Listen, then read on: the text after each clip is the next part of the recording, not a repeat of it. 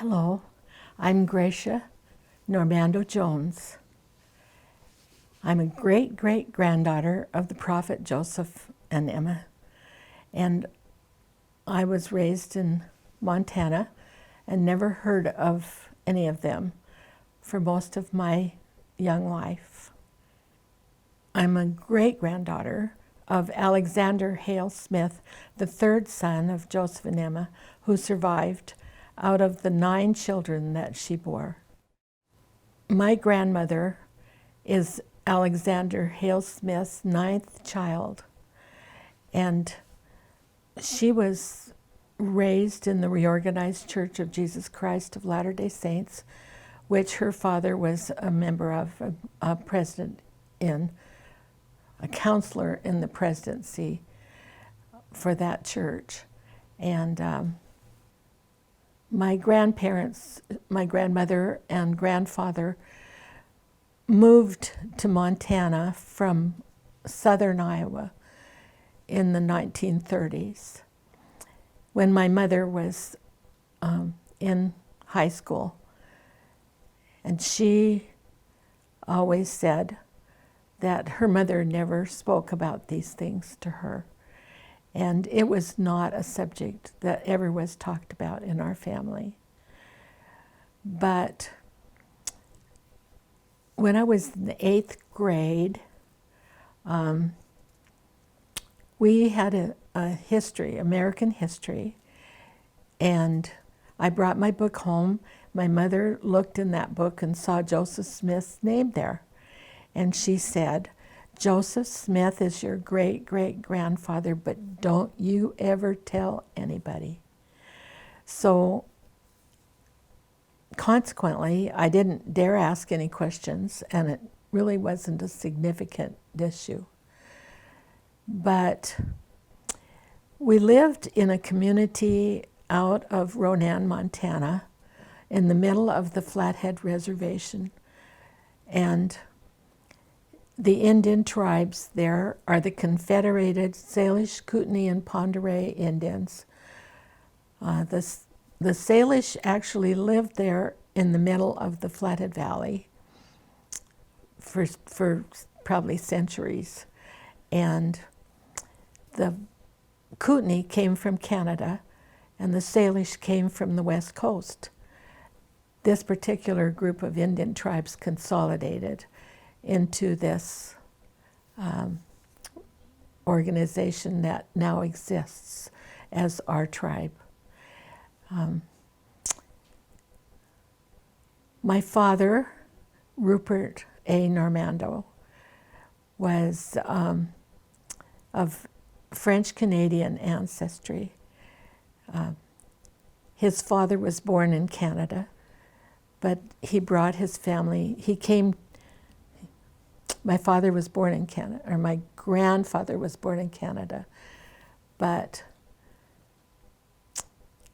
his family moved to Butte, Montana when he was young.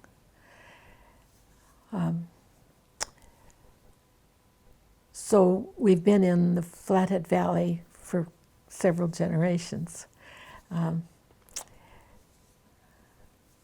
My dad had a dairy farm, and we called it Zipper Hills because of the road that we got that went past our house was hills, and we would go fast over the hills and it would tickle us, and we'd holler, and my dad loved to do that to us. And so the ranch was called Zipper Hills Dairy, and so I grew up on that from the time that I was little until about 1950, when we moved into town to Ronan, which was my hometown where I was born. When Mother noticed that name in my history book, she was extremely uncomfortable about talking about it. And our life out on that dairy farm was really very busy. We didn't it wasn't that we didn't want to go to church, we just didn't have ability to go to church. Because when you milk cows, you milk them morning and night.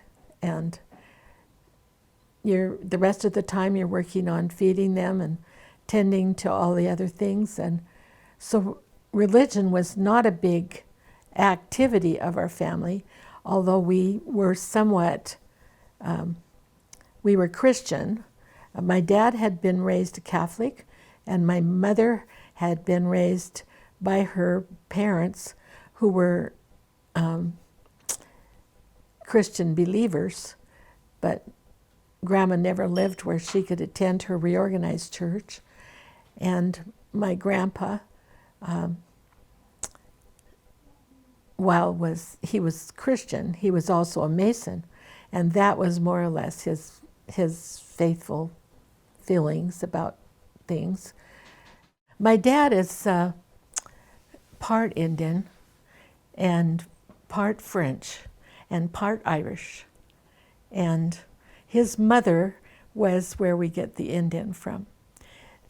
His father came from Canada. He was French, mostly French, and his mother, Mary Irene Dubé, was part Indian. My grandparents were wonderful, wonderful people. They loved all of us grandchildren. But I always thought, that my grandmother loved me best, but I don't know for sure that that's true. My siblings would probably disagree. But she was a character. There is no way to explain her, because she was such a combination of Irish and part French and part Indian. And she had many spiritual gifts. From her, I think, I receive a great deal of my ability to sense and feel the Spirit, because she was open about her feelings about those things. When you're raised on the reservation and you're not actually a full-blood Indian, you have a very mixed outlook on things. The Indian tribal people, the governance of it, don't necessarily smile upon people who are not genuine, bona fide Indians. But neither do the white community always think that it's just fine that you are of the Native American tribe. There were perks related to there were perks about being a member of the tribe that the white people on the reservation resented. And part of that was we got free hot lunch. We got a lot of attention from every kind of thing that they wanted to find out if it worked to help Indians. And so we got tested for TB. We actually got a TB immunization. All of that was done because we were members of the tribe. And so we lived out of town 6 miles, and our reservation actually encompassed many, many full-blood Indians. And to go to town on a Saturday, which was typical of everyone went to town on Saturday.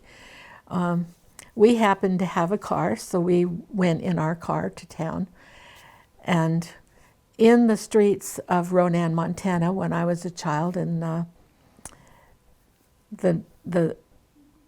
late 30s, I was born in 1938, so in the 40s, many of the Indians came to town with their horses and teams and their wagons, and they were dressed in full regalia of their very best Saturday clothes to come into town to shop and communicate and enjoy each other, and there was a park. So these teams would be parked on the main street or along the side streets. There was actually hitching posts for them to tie their horses to. And we enjoyed every benefit of being both of the white community and of the Native American community.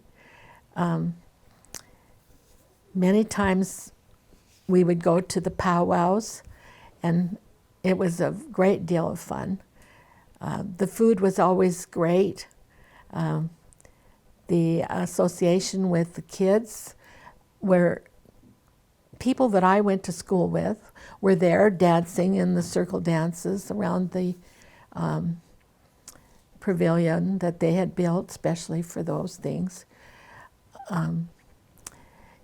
We had horses. My cousins had horses. We would ride the horses to town. We would have parades and lots of fun. My dad always said, never run the horse in town. So I ran the horse in town, and the horse fell, and I got dumped. And the first thing I said when I got my breath back was, don't tell my dad. Of course, my dad knew it before I ever got home. And we had many wonderful experiences living out there, but they were not religious necessarily. The community had a little Methodist church that they built, and it was serviced by a Methodist minister that also did other churches. And my sister and I went to some of the young people's Methodist activities. We went to many of the Catholic things too, because my grandparents went, and my dad would take us to midnight mass on Christmas Eve, and it was a beautiful thing to me. There again, I feel that I learned to feel the Spirit of the Lord in that setting, because there was family there, and the music was beautiful, and we were not part of the doctrines of that church, but we were part of that community because of our family. But that was just about the only time that we ever went, except for weddings and funerals. When I got a little older, I would catch a ride into town and go to church. And I had friends at school who belonged to different religions, and I would go to their churches with them on Sundays sometimes. But as for official religious training, I had practically nothing. We had Jesus stories, we had Bible stories, but I remember in my third grade, we moved from the country school to the city school. It was just a matter of going half a mile to one bus or half a mile to the other bus. We had to walk that half a mile, and it was uphill both ways and 6 feet of snow. You know the story. Not really, but it was an interesting experience. And at noontime, my classmates would all run over to the city library, where a lady would do a Bible story on flannel board. And so that was where I learned about Abraham, Isaac, and Jacob. And the story of Abraham taking Isaac up to sacrifice him was one of the stories that was told. And it was a beautiful experience. And then afterwards, they always gave you a cookie. So if you didn't necessarily want the story, you still went for your cookie. And hurry back to school at the end of noon. I had a teacher who had been a missionary alliance, Christian Missionary Alliance missionary to the Philippines. And she gave us little New Testaments, little tiny ones. And she would give us a nickel or a dime every time we would memorize a scripture. So I memorized from John, in the beginning was the Word, and the Word was with God, and the Word was God. And that was my scripture that I learned. You have to realize that none of this had any continuity as far as understanding what it was all about. And I never even had questions about it. Didn't wonder. At one time, my dad got worried that something would happen to his children. And he said he wanted us baptized. But he felt that he had closed the door when he married out of his church to his church. I'm debating whether or not I should tell this one story. He took us to the catechism so that we could all become Catholics. Mom decided that she would study Catholicism and maybe she would be able to have us all be in a church. And because he was Catholic, it meant a lot to his family that we would all be Catholics. And so we started going to catechism, my sister and I, and my mother started taking the lessons from the priest. Well, my grandmother saw her coming out of the Catholic rectory and asked her, "What were you doing there?" And she said, "Well, I thought I would join the Catholic Church so that we could all be in one church." And my grandma said, "Oh, please, not while I live." And so my mother told the priest she couldn't pursue this any longer. And he said, "Well, we hope your mother will live a long time, but it will be too late for your children." And at approximately the same time, my sister and I, who was almost 2 years older than I am, we went to catechism, and Mother would prime us with questions to ask the sister. It was in charge of it. And she said to my dad, "Don't bring these girls back. They're disruptive." So I was kicked out of catechism as a young child because of questions my mother asked us to ask. And we never did get answers, and it weren't my questions, and I have no clue what they were at this point. But in catechism, you're just supposed to memorize what they tell you. And if you can memorize it and you can answer it, then you can pass and everything's fine. But we got kicked out.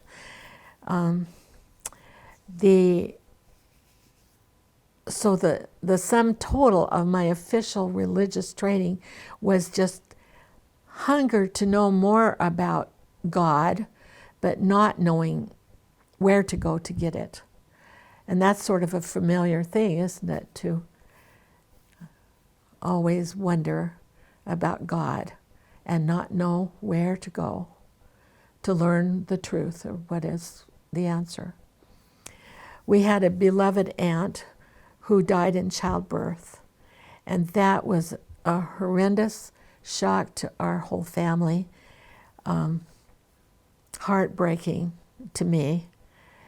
And to this day, I can cry when I think about her because I loved her so much. And her name was Margaret, and I named one of my daughters Margaret after this beloved aunt. But at that point in time, the sorrow that we felt, my dad came and sat on the bed and talked to my sister and me about God who loves us, and that Aunt Margaret was with him. So my dad gave us that comfort that he could give us, but he didn't. It was not doctrine. It was just his own feelings and his love for us, and comforted us. But he wanted us baptized because he believed that if something happened to us, he would be guilty of sending us to purgatory, which would be a very bad place. And so he asked the Methodist minister to come to our house and baptize us, but not make us Methodists. And that baptism took place. And my mother, who had never been baptized, received that baptism. And each of us 4 children were baptized. A very spiritual experience for our family. Made us think that my dad felt he had fulfilled his obligation for us, and we didn't think about it in terms of a church. We thought of it in terms of our faith in Jesus Christ. But actually, those were words that didn't, at that time, have a great deal of depth or understanding in my mind. So that was my background as far as religion. And like I said before, we ran a dairy, and for my dad, his dairy was his religion. He loved his cows, and he took wonderful care of his cows, and he loved his children, and he took wonderful care of us children. And living there on the reservation was interesting. We had Native American or Indian men come and work on our farm, and we knew them. Then when we moved to town, they would come in and visit my dad, and we had a little gift shop. My mother organized a little gift shop in the front of our little apartment that we had, and the Indian men and women would come in, and they were just part of my daily life. We knew them by their first name. We liked them. They liked us. Everything was just sweet. After a few years, I'm trying to think what year it was, 1953, I think, 53 and 54, my dad decided to move us off the reservation and give us a broader experience. So he hired on with a company that did construction, and we moved to the eastern side of the Rocky Mountains, to Conrad, Montana. In Conrad was a totally different experience. Great wheat ranches all around, oil fields, wealth of every kind in that little town.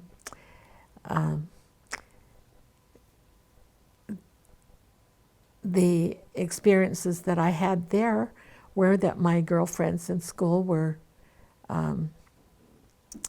Lutherans and Catholics and Protestants of various types. My very best friend was a member of the Christian church, and I got to go to the youth camp with my friends, and got some exposure to some real honest-to-goodness teachings about Jesus Christ, which I had not had before. As I think about these things and try to remember in what my youth was like, it was practically idyllic as I look at it now. At the time, I felt really quite sorry for myself because I didn't have all of the best, beautiful clothes that you could possibly buy. My mother made everything for us to wear. And if we needed a dark skirt, she'd whip one up in 2-3 hours. But as far as going to town and buying clothes, we didn't have the money for it. And after we moved to Conrad, my mother was working and my dad was working, and oh my goodness, we had money to buy things. And that was really a new experience, and it was a little bit exciting to finally kind of live like the rest of the country does. And of course, my dad wasn't milking the cows anymore, morning and night. We had a lot of fun times, except my sister went away to college. And during this period of time, I needed some money, so I got a babysitting job. And the babysitting job I got was with a family whose house was remodeled, and my dad was hired to go work on it. And it was because of him meeting that family and learning that they needed someone to come and be a mother's helper that I got the job. This funny thing was that my mother said to me, when you go over there, do not tell her you're related to Joseph Smith. She'll think you should be a Mormon. I had never heard the word Mormon. I didn't know what it was. Mother's tone of voice said, don't ask me any questions. That's how she was about it. So I just let it ride. But after I had been working with her for a while, she asked me if I wouldn't like to sit down and hear a wonderful story. And then she told me about Joseph Smith and the first vision. And when she finished telling me about it, she said he was a prophet. Well, I thought a prophet was the difference between what you bought something for and what you sold something for. No clue. All my little childhood stories about Abraham and Isaac and Jacob had never really mentioned the word prophet. So it didn't click. But when she said Joseph Smith, I said, in spite of my mother's warning, I said, Joseph Smith's my great-great-grandfather. And she did a big shock, and she said, really? When I explained to her who my grandmother was and all of that, she knew. I'm going to stop here and just say, my grandmother is Joseph Smith's granddaughter. Whenever I say that, it shocks me, and sorry about that. It shocks me to think that my grandmother is Joseph and Emma Smith's granddaughter. And when I told Dee Lederer that I was a great-great-granddaughter of Joseph Smith, she, having been a member of her church for a long time, the Church of Jesus Christ of Latter-day Saints, which I had never heard of, she understood volumes of information that I had no idea about. But she knew that there was, if not no descendants, very few in the church. And so she was excited to think about it. The other thing that had happened was about 2 weeks before I came to work for her, her basement apartment had been rented by 2 young men. And it so happened that they were Latter-day Saint missionaries. And so here these young men were living in the basement of the house where I was working, and I had seen them coming and going and no idea who they were. But she called me on the phone a couple of days after this conversation about Joseph Smith's first vision, and she said, can you come over after school? The missionaries want to give you a gift. And I thought, yeah, they're the cutest guys I ever saw. I'm 17 years old. What do you think I'm going to say? I'm going to say yes. So I walked over there after school. I had no idea what a missionary was. Didn't know what kind of a gift they wanted to give me. Didn't even think about that. But the opportunity to meet these guys was very attractive to me. And so I walked into the room, and these two young men were introduced as Elder Richens and Elder Waldron. Funniest thing, they both have the first name, Elder, but one of them picked up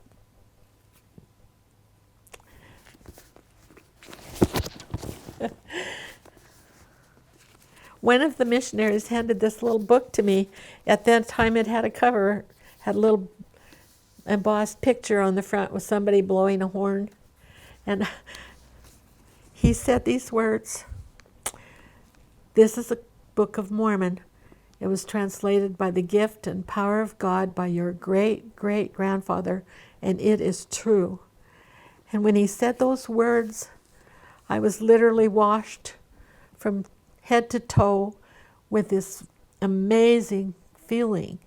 And in my mind, I heard the words, "It's true. It's really, really true." I took this book into my hands, and I literally burned with the knowledge that it was true. Now, what it is, I have no idea. But I took it home and I started to read, and I could not put it down. Literally read every minute I could. My dad saw me reading, not a very usual sight, in fact, at that point in my life. I was interested in boys and clothes and almost anything else. But when I started reading the Book of Mormon, I literally knew that this was true and that it was from God. And the sense that I had was, I needed this. I needed it. Well, now my dad said, "What's that you're reading?" I said, "It's the Book of Mormon." He goes, "Don't dig too deep." But you see, he did not say, "Don't read the book." And being a teenager, I did exactly what teenagers do and avoided understanding what he meant. And I kept on reading. And as I read this book, the missionaries would say, "Do you have any questions?" "No, I don't have any questions. The only thing I wondered is why haven't I known this before? Why have my family kept this a secret all these years? Why will they not talk about this?" And the feelings of my dad was, don't have anything to do with that. The feelings with my mother was, I don't want to talk about it. And so you naturally don't know what's going on. As I look back on this experience, I realized that they loved me, and they were fearful for the things that they were fearful of the things I might encounter as I would become involved with the Mormons, which they had both been taught to keep away from. All their youth was just avoid them. It would be a lot of time and a lot of years before I would understand that it wasn't shame, it wasn't embarrassment, it wasn't even hostility toward Mormons per se, but it was a deeply seated prejudice that was placed in them through their upbringing. And in the 1950s, the church was not that broadly known across the country. They were steeped in stories.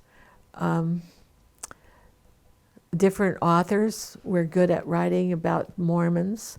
Zane Grey did a book about the secret wives hidden in cities in Utah. And Bernard DeVoto, who was one of my mother's favorite authors, had an opinion against the Mormons. Even Mark Twain had bad things to say about Mormons. My parents were steeped in these kind of traditions and wanted us children to avoid the embarrassment and maybe hurt that could come upon us later. I realized that my grandmother had her own set of prejudices. She was a teenager when her father was in the presidency of the Reorganized Church, and he was the patriarch of the Reorganized Church. My mother had absolutely no doctrine taught to her by anyone of her mother's family. But my grandmother had two beliefs. One of them was never baptize a baby.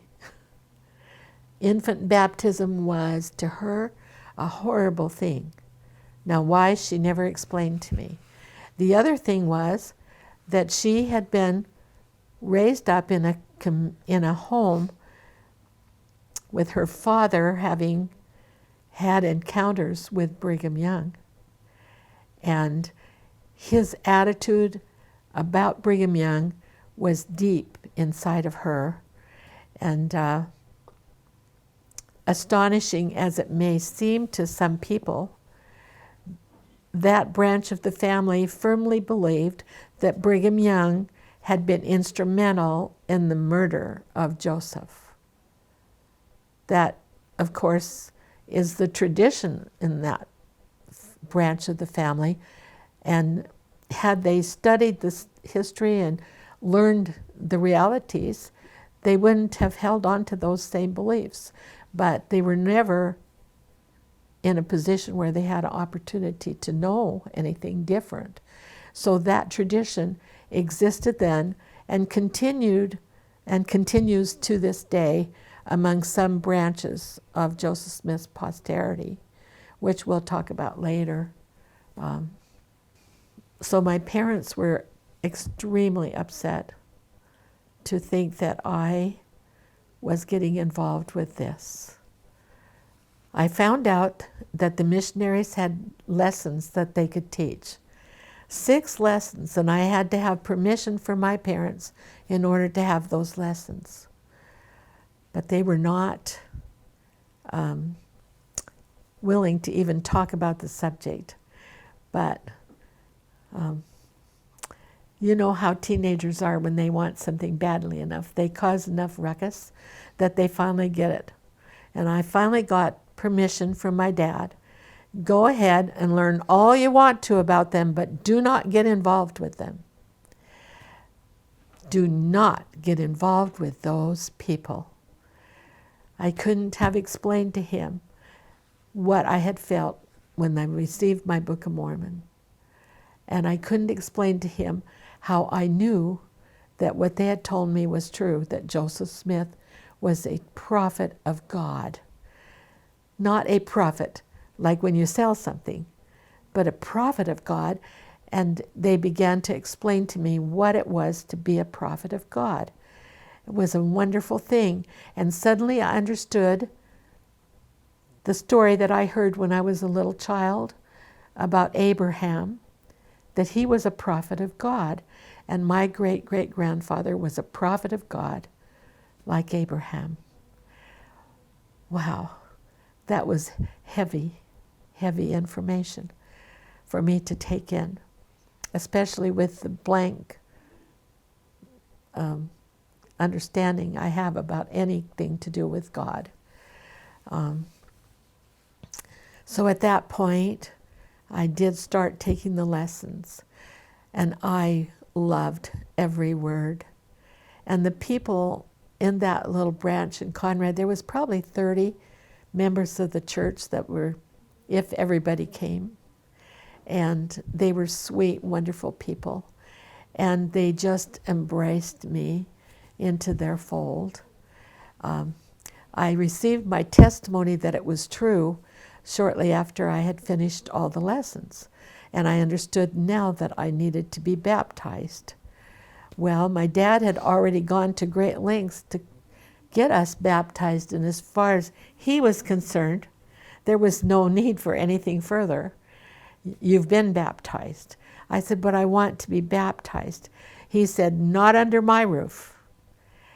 Now, he was not a dictator, and he wasn't unkind, but he really feared for the things that would happen to me if I got involved. And by this time, my parents had joined the Presbyterian Church, the two of them, and wanted all of their children.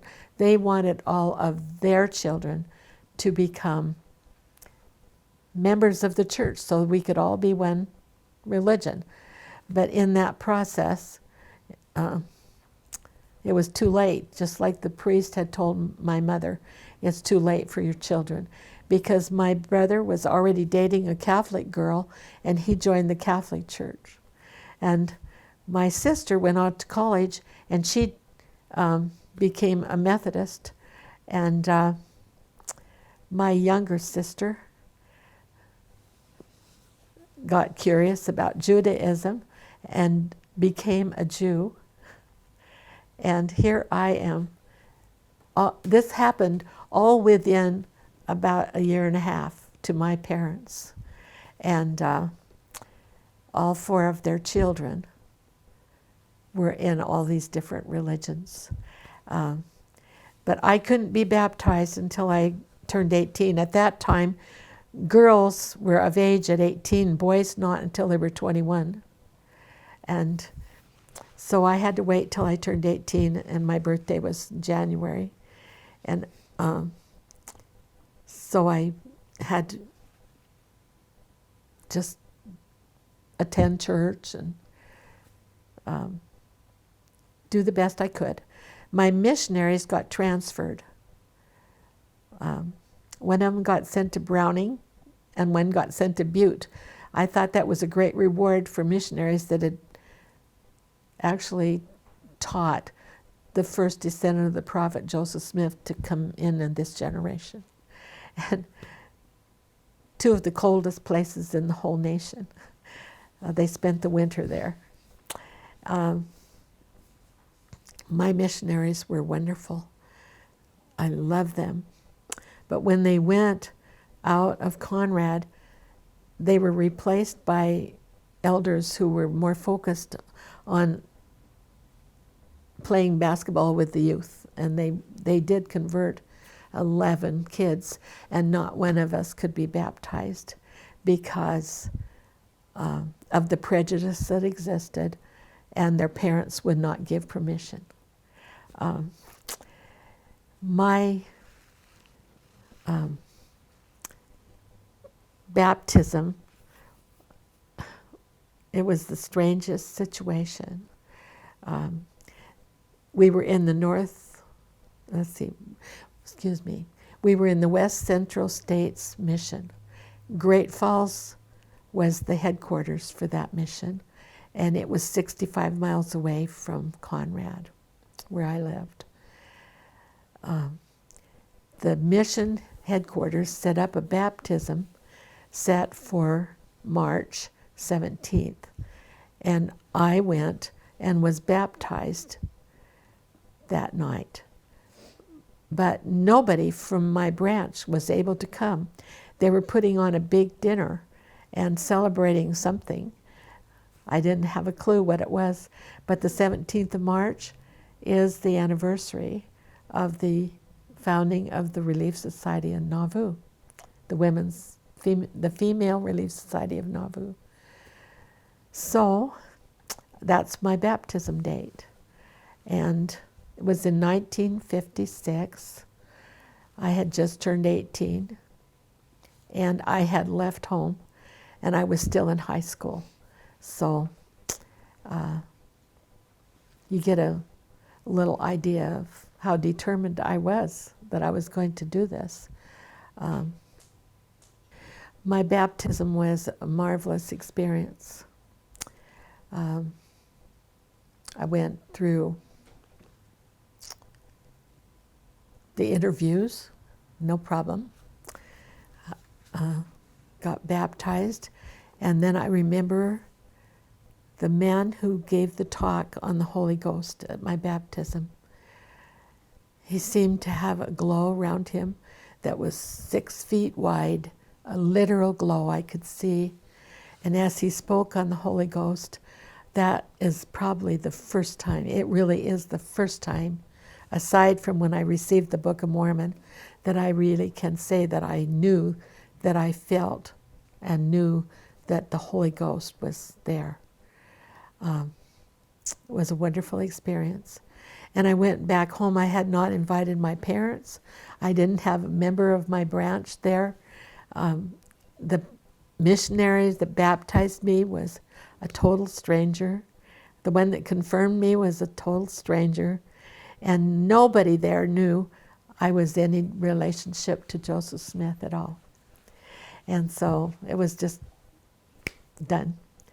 And it would be quite a few years before I would even understand that I had done anything unusual. I attended church. I was active in church. I was called into callings in the primary and the relief study and young women's. And in 1960, my husband and I and our children moved to Billings, Montana. And in Billings, I had some amazing experiences. After I'd been a member of the church for a little while, we were asked to turn in our 4-generation sheets into Salt Lake City for the genealogy department. And when I sent in my 4-generation sheet, it hit Salt Lake City, and there I am. Joseph Smith is on my pedigree sheet, and it became a subject of interest for the church. And so after that happened, then I was, I met several interesting people from Salt Lake City coming to see who I am, if I'm real. Yes, I am. That sort of thing. It was kind of fun. This is when I find out that I'm the only descendant in the church. I joined in 1956. Mrs. Gracia Denning, great-great-granddaughter of Joseph Smith, visits the president with President Joseph Fielding Smith, and he was president of the 12, not president of the church at this time, okay, in 68. So many miracles happened with this experience. If you're attending general conference and you're just a nobody from nowhere, and somebody thinks you should meet the prophet or meet President Smith, who's president of the 12, how are they going to work it out? Well, the Lord had a way of working it out, and it's a miracle. But I want to explain this because in 1968, you think about it, 1956 was when I was baptized. About 2 years later, I become acquainted with various individuals involved in the genealogy department. Archibald F. Bennett, who was head of the department at that time, and others of interest that wrote me letters and encouraged me and urged me that what I needed to do was complete the documentation needed between myself and Joseph and get it to, get that genealogy to be done in the temple. Well, my parents are still alive. My grandparents are still alive. And so Alexander is my person that I'm going to get ready for genealogy work.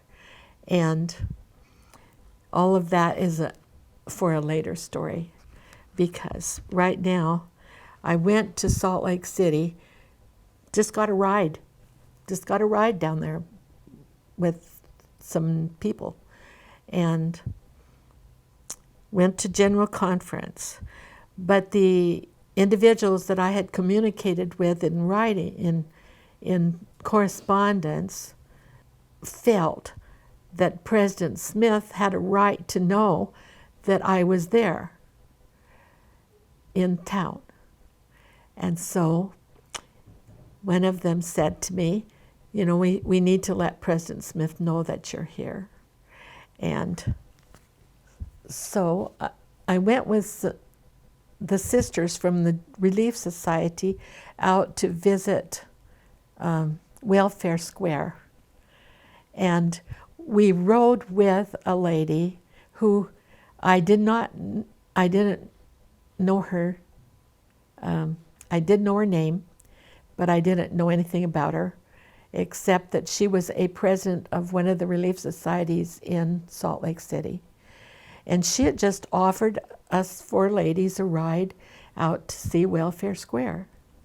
When we rode back to Salt Lake, I left my purse accidentally in her back seat. And so I didn't have money, I didn't have anything. Everything was in her purse. And so I was really distressed. And so the next day when we went over to General Conference in the morning, I went to the booth, the information booth on Temple Square, and I said, I've lost my purse. It was left in the car of this lady who was a Relief Society president, and I knew her name, so I told him. And he said, I'll find it for you. And so he was a very sweet man, and he said, come back at such and such a time and check with me, and I'll see what I can do. And so I kept checking back, and he hadn't had any luck, and then he said, I have called every bishop in the city, and I found your Relief Society president, and she's going to bring your purse here to this booth. And so you come and I'll give it to you. And in this course of all of this, I got acquainted. But I was so relieved and blessed to find my purse. And he said to me, do you have tickets to attend conference? Because this was preliminary to conference. This was like the Relief Society conference when we had it on Fridays, way back in the old days. And so this was for Saturday. Did I have tickets to get into General Conference? And I said, no, we'll just have to stand in line. And he said, well, I'll have some tickets for you. And he gave me 4 tickets. And he said, I don't know how good these tickets are, so you want to be sure and be early. And so my 4 friends from Billings, Montana, or myself and 3 friends, went to the door, and they said, you can't come in this door with those tickets. And I go, oh, he said they weren't good tickets. And so he said, you have to go around to that door. Well, that door that he told me to go to didn't have anybody, it wasn't open and it wasn't anybody there. But we dutifully stood in line at that door for over an hour. And when they opened the door and invited us in, they took us to sit back of where the speakers are in the tabernacle.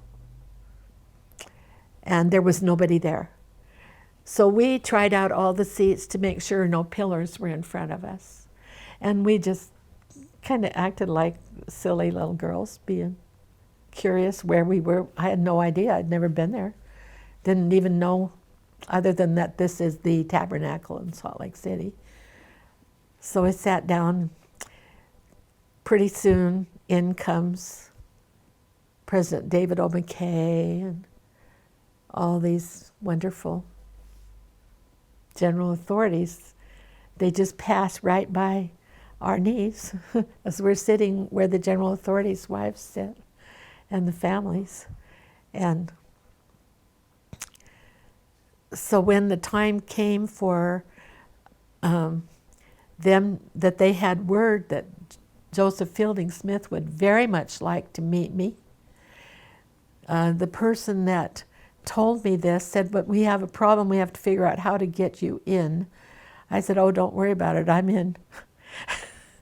We're already there. Just Heavenly Father took care of that, made it possible for me to be where I needed to be, so that at noontime they took me to a room back of the tabernacle, and Joseph Fielding Smith and his wife Jessie Evans Smith was there. Many, many other people there, lots and lots of press, and they're taking pictures. And you see we've got profile picture here. They were trying to line us up to show how similar our profiles are. But all I'm doing is just being moved like a block, you know, stand here, stand there, and they're all just clicking away their pictures. And President Smith said, be sure and get my good side. And everybody in the room laughed. And I didn't know you could laugh in front of a general authority. President Joseph Fielding Smith had a reputation of very rigid doctrine, very stern outlook. Nobody not knowing him would have ever dreamed that he had a sense of humor, or that he was really fun. And here Jessie Evans Smith said, don't worry about it, he hasn't got a good side. Everybody's laughing and having a jolly time, and I'm just like this. And he just put himself out to make me feel at home and to feel comfortable. And then he said to me, I have prayed all my life for someone of Joseph's family to come into the church. And he was in tears. Sister Smith was in tears. And I'm just kind of big-eyed and wondering, how did I get here and who the heck am I? And he told me, you are the only descendant of Joseph Smith in the church right now. Shock. It had not even occurred to me to wonder about that, let alone know it. And he's informing me that I'm the only one. And so that was a wonderful experience. And I love him.